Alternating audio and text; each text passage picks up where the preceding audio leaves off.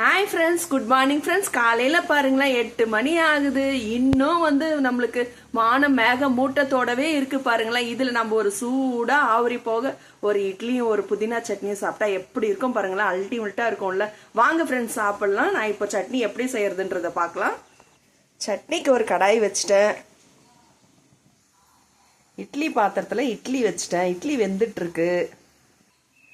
சட்னிக்கு நம்ம கொஞ்சமாக எண்ணெய் ஊற்றிக்கலாம்.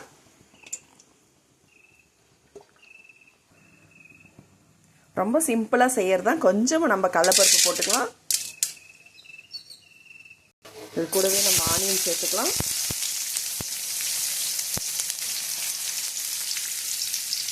காரத்துக்கு ஏற்ற மாதிரி நம்ம வரமிளகாய் சேர்த்துக்கலாம்.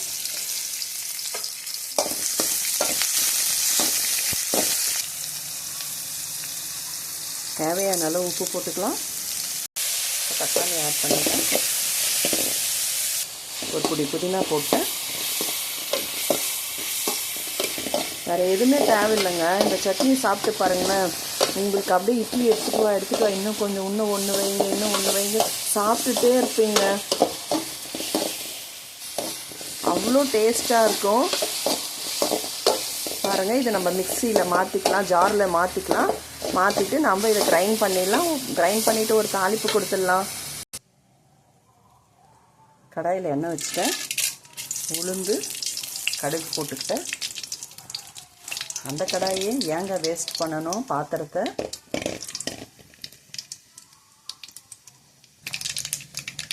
வரமிளகாய் சேர்த்துக்கிறேன். கருவேப்பிலை போட்டுக்கிறேன்.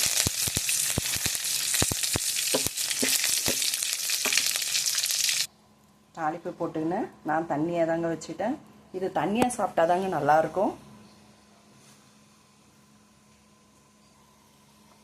சூப்பராக இருக்குங்க பாருங்கள்.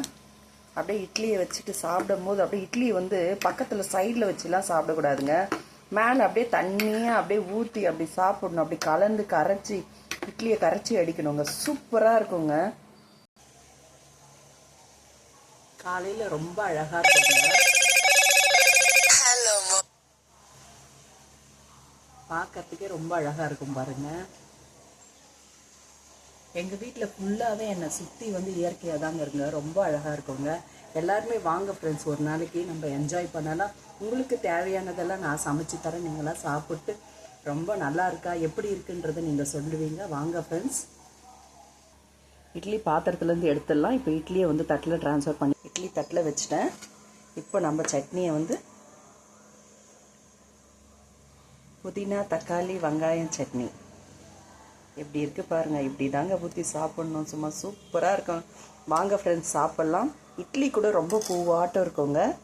இது பாருங்க, அப்படி கிள்ளும் போது அது பாருங்க அப்படி இருக்குங்க. வாங்க ஃப்ரெண்ட்ஸ் சாப்பிட்லாம்.